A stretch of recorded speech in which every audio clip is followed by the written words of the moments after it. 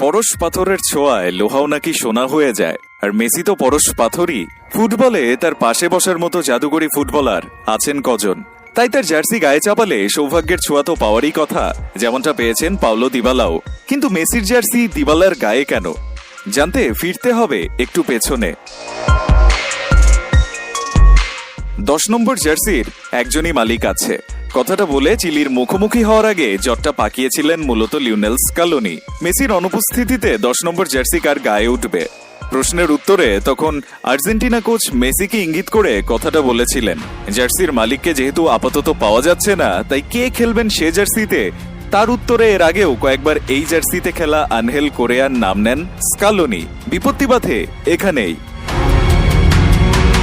2-2 4 মিলিয়ে সবাই ধরে নেন তাহলে কোরিয়াকেই দেখা যাবে এই জার্সিতে।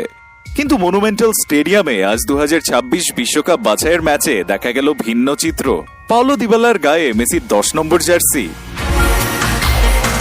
রোমার এই অ্যাটাকিং মিডফিল্ডার আগে 21 নম্বর জার্সি পরেছেন, কিন্তু মেসির 10 নম্বর পরেই যেন সৌভাগ্যের পরশ পেলেন দিবালা। অ্যালিস্টারের বদলি হয়ে 79 মিনিটে মাঠে নেমে গোল করেছেন দিবালা। 91 মিনিটে তার শেষ গোলেই চিলির বিপক্ষে 3-0 জয় পায় আকাশী নীলরা। ম্যাচ শেষে মেসির জার্সি পাওয়া বড় দায়িত্ব উল্লেখ করে জানান, গোল করে সেই দায়িত্ব পালন করতে পেরে তিনি খুশি। মঙ্গলবার বিশ্বকাপ বাছাইয়ে নিজেদের পরবর্তী ম্যাচে কলম্বিয়ার মুখোমুখি হবে আর্জেন্টিনা। রায়ান আহমেদ,